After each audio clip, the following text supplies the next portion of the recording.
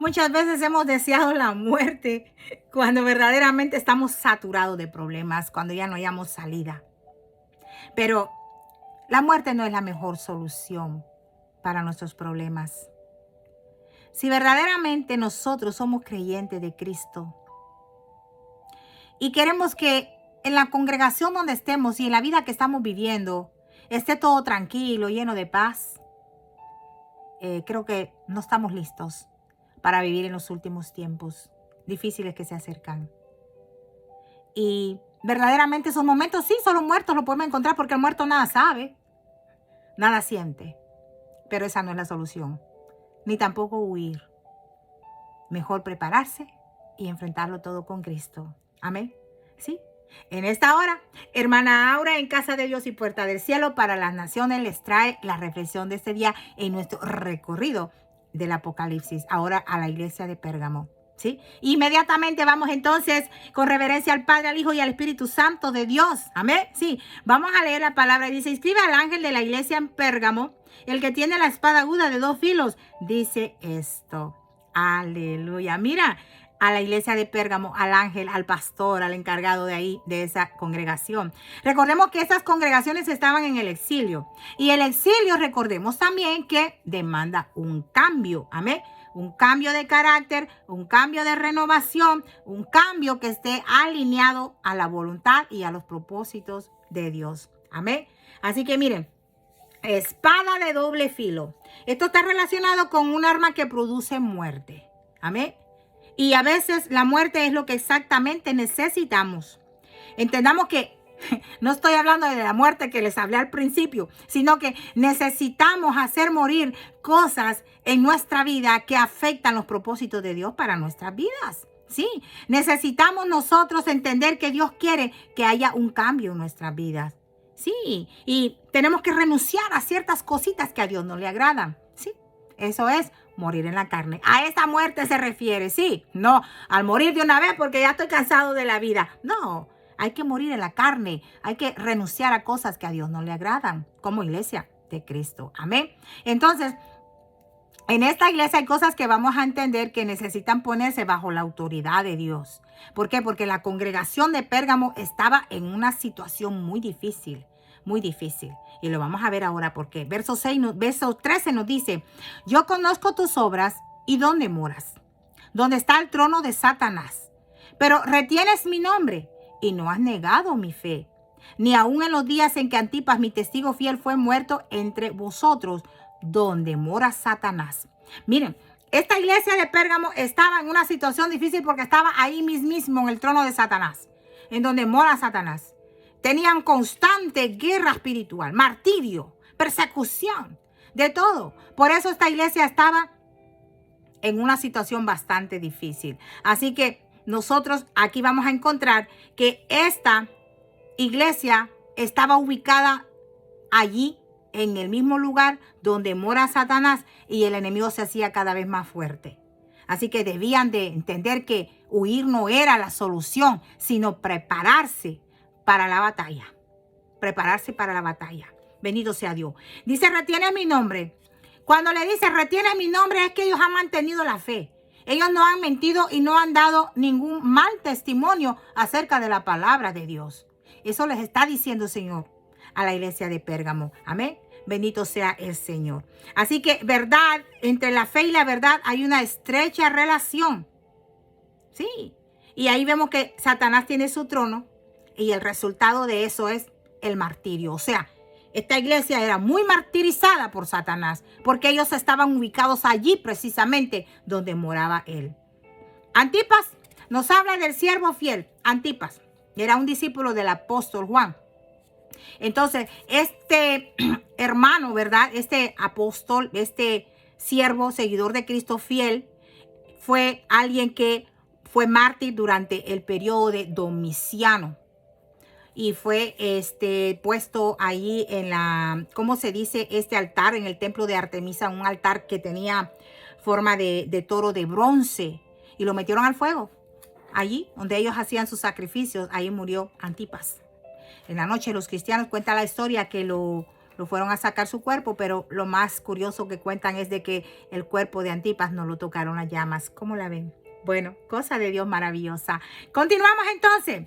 Así que podemos nosotros aprender que la iglesia así como la iglesia de Esmirna, la que vimos anteriormente, había una forma de idolatría exagerada también en la iglesia de Pérgamo. Bendito sea el Señor. ¿Por qué? Porque entra un conflicto la verdad de Dios contra los deseos de la carne. Aleluya. Verso 14 nos dice, pero tengo unas pocas cosas contra ti, que tienes allí a los que retienen la doctrina de Balaam, que enseñan a Balac a poner tropiezos ante los hijos de Israel, a comer de cosas sacrificadas a los ídolos y a cometer fornicación.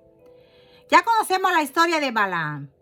Balaam era un profeta al que Dios le hablaba, pero este no estaba en los asuntos de Dios. A él le interesaban los asuntos financieros, lo que le beneficiara a su persona.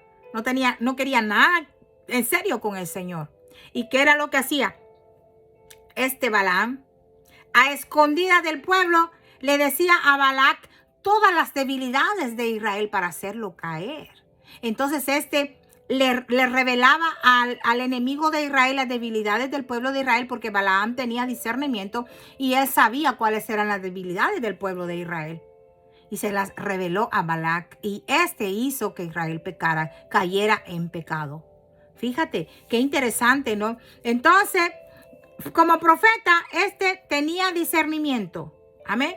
Pero saber la debilidad de Israel hizo eso, que se aprovechara de ello para poder hacer caer al pueblo de Israel, revelándole a Balac esas debilidades. Entonces, de eso se trata la doctrina de Balaam, que en vez de fortalecer las cosas que están débiles, las explotó para su propio beneficio. Esto es la doctrina de Balaam. Hacer las cosas a nuestro propio beneficio. Examina tu congregación. Examina cómo se está manejando, si verdaderamente están caminando conforme a lo que es la voluntad de Dios. Amén. Así que con esto, fíjate que Israel cayó en pecado, cayó en juicio de Dios. Y Balaam nunca se presentó como una persona falsa o impía o mala. Al contrario, él siempre aparentaba ser una buena persona, pero encubiertamente hacía cosas malas para lograr sus objetivos. Y la pregunta es, ¿será que somos nosotros transparentes ante Dios? ¿Estamos siendo sinceros con Él? ¿Estamos siendo como David? Le decía, Señor, examina mi corazón y pruébame si hay en mí perversidad. Prueba si tengo pensamientos malos y por favor guíame en el camino eterno. Aleluya. David se ponía allí al escudriño, al examen de Dios, que le examinara su corazón y que si había cosa mala que se la cambiara. ¿Será que somos capaces de decirle eso al Señor? ¿Qué tan transparentes somos con el Señor? Aleluya. Verso 15 nos dice, y también tienes a los que retienen la doctrina de los nicolaitas, la que yo aborrezco. Anteriormente estuvimos hablando de los nicolaitas. Entonces, esta congregación de Pérgamo no solo tenía la doctrina de Balaam, sino también la de los nicolaitas. Estos que se creen mandar a todo mundo. Quieren gobernar, quieren explotar a la gente, quieren conquistar, pero ellos no quieren mover un solo dedo. Amén. Ellos quieren dominar a las personas. Esto es la doctrina de los nicolaitas, explotadores. Se creen jefes, dando órdenes, pero ellos no quieren someterse a ninguna autoridad. Esos son los nicolaitas. Entonces, tanto los de Balaam como los nicolaitas tenían algo en común, que eran egocéntricos y traían nomás la gloria y la honra para ellos mismos. No traían la honra y la gloria para Dios. Y eso es pecado grandísimo ante Dios. Así que en esta congregación tenían algunas cosas positivas. Sí, pero no tomaban en serio, fíjense, qué triste. No tomaban en serio el trabajo arduo de los hermanos. Sí, hay pastores, hay autoridades de las iglesias, de las congregaciones, que no toman en serio ni valoran el trabajo de algunos hermanos que se sacrifican y se esfuerzan para que todas las actividades salgan bien a la perfección como lo quieren. Ni siquiera se toman el tiempo para decir, agradezco a los hermanos fulanito, Juanito, Pedro, María, que se esforzaron tanto para que esta actividad quedara bien. A la hermanita fulana que madrugó con la otra hermana a limpiar el templo para que lo encontraran limpio. O sea, la iglesia de Esmirna no valoraba eso. El valor no se lo daba a los hermanos que trabajaban duro. Qué triste, ¿no? Examina tu congregación. Bendito Dios. Verso 16. Por tanto, arrepiéntete, pues si no, vendré a ti pronto y pelearé contra ellos con la espada de mi boca. Mira, el Señor les está diciendo a los que están allí, que se creen Balaán y Nicolaitas, que se arrepientan. ¿Por qué? Porque Él va a venir a hacer guerra contra ellos con la espada de su boca. Mira, la espada de Dios les va a venir a hacer guerra. Aleluya. Entonces, si nuestra vida está en conflicto con Dios, asegúrate que si estamos en conflicto con la verdad de Dios, estamos cavando el juicio para nosotros. Y debemos de tener cuidado con eso. Amén. Bendito sea el Señor. Lo que aquí el Señor hacía con la iglesia de Pérgamo es que estaba tratando de fortalecerla. Él quería fortalecer esa congregación. ¿Y de qué forma? Bueno, es que algunas veces necesitamos nosotros purificarnos. Necesitamos una purga, limpiarnos, sacar todas las impurezas. Por eso decía la muerte, o sea, sacar todo lo que, hacer morir todas las cosas que a Dios no le agradan de nosotros. Amén. Bendito sea el Señor. Verso 17 y último dice, el que tiene oído, oiga lo que el Espíritu dice a las iglesias. Al que venciere, daré a comer del maná escondido y le daré una piedrecita blanca y en la piedrecita escrito un nombre nuevo, el cual ninguno conoce sino aquel que lo recibe. Un nombre nuevo. Vamos a tener un nombre nuevo. Amén. Bendito sea el Señor. Aquel que venza es el que va a obtener la victoria. El vencer es obtener la victoria. Entonces, para que tú puedas vencer, para que yo pueda vencer, tiene que haber un cambio en nuestra vida. Tenemos que hacer morir todas las impurezas, todas las cosas carnales que desagradan a Dios. Porque recuérdense que el cristiano siempre tiene que andar conforme al Espíritu, no conforme a la carne. Y ahí es donde nosotros vamos teniendo la victoria. Victoria, victoria. El vencer tiene una estrecha relación con el arrepentimiento. Hay que arrepentirnos de lo malo para obtener la victoria. El maná oculto, sabemos nosotros lo que es el maná. El Señor alimentó al pueblo de Israel por 40 años con ese maná. En el libro de Hebreos, en el capítulo 9 y el verso 4 nos habla acerca de que Dios ahí dejó guardado, ¿verdad? El maná, bendito sea el Señor, en una vasija. La puso dentro del arca del pacto. Y esto pues nosotros solamente nos da a entender que cuando somos alimentados vamos a tener una relación con Dios. Cuando somos alimentados con ese maná sobrenatural. Amén. Podremos obedecer a Dios si comemos de ese maná, de esa palabra, de ese pan de vida. Amén. Solamente así podemos nosotros aprender a ser obedientes. Por eso es que al ángel de esa iglesia se le insta a que alimente a las ovejas con ese maná, para que esas ovejas crezcan fuertes, fortalecidas ante cualquier acechanza del enemigo. Amén. Vamos a tener una relación entonces entre Dios. Dice, vemos una relación entre Dios alimentándonos con su palabra y nuestra habilidad para observar, caminar y obedecer los mandamientos. Amén. Así que hay que estar pendiente de eso porque hay una estrecha relación entre la nutrición y la obediencia. Sí. Si el ángel de la iglesia nutre bien a esa congregación, va a haber obediencia. Y eso les va a dar la victoria. Aleluya. Bendito Dios. El maná está relacionado también con los hijos de Israel en el desierto. Dios los llamó, dice, y nunca hubieran podido completar el viaje sin esa provisión. Dios los alimentó por 40 años. Sí, recuérdense que ellos ya cuando entraron a la tierra prometida y empezaron a comer el alimento de la tierra, pues ya cesó el maná. Pero el Señor le dio la provisión todo ese tiempo. Entonces el Señor puede estar diciéndole a esta congregación que nunca serán personas que Dios quiere que sean. Nunca vencerán el lugar donde viven, el trono de Satanás. Nunca podrán conquistar ese lugar si dependen de sus propias fuerzas y habilidades. Muchas veces queremos lograr muchas cosas por nosotros mismos, pero nunca vamos a llegar a ser el siervo o la sierva que quiere Dios si nosotros dependemos de nosotros mismos, de nuestra propia fuerza y no aprendemos a depender de Dios. Aleluya. Y la piedrecita blanca. En algunas comunidades, fíjense que cuando iba a ser juzgado, había testimonio y al final el jurado votaba y entregaba una piedra negra o ya sea una piedra blanca. Y la piedra blanca representaba que la persona había sido absuelta. Sí, la idea de este contexto es la justificación. Y la justificación nosotros la obtenemos a través de la muerte de Cristo Jesús. En Cristo nosotros somos justificados. La única manera de obtener la victoria es con Cristo, siendo justificados con Él. Amén.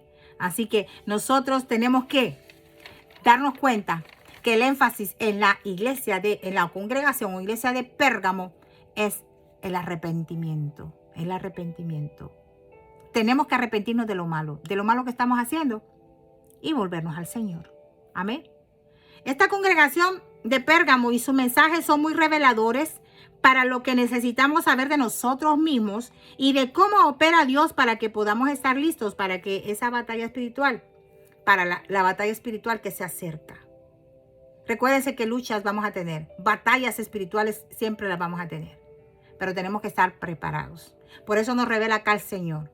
Todo esto a través de la iglesia de Pérgamo, ¿dónde están nuestras debilidades? ¿Qué es lo que estamos fallando? Para que lo cambiemos y podamos estar listos para todas esas guerras espirituales. Aleluya. Nadie podrá conocer el nombre que te van a dar en esa piedrecita blanca, solo tú, el que la reciba. Esta palabra conocer tiene que ver con experiencia. Dios nos va a dar una nueva identidad que nadie más conocerá, excepto el que la recibe. El catalizador de esta nueva relación es nuestra dependencia de Dios. Eso es todo. Un hombre nuevo. Recordemos que Dios llevó a los hijos de Israel al desierto y debido a la falta de fe, que significa una falta de redención a la verdad, Dios los mantuvo ahí por 40 años.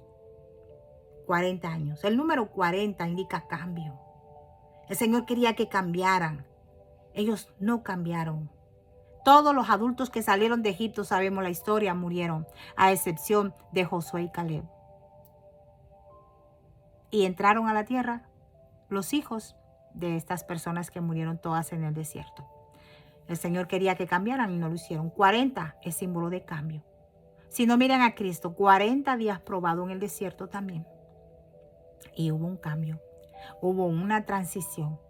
¿Y cuál fue esa transición? Empezar su ministerio. Amén.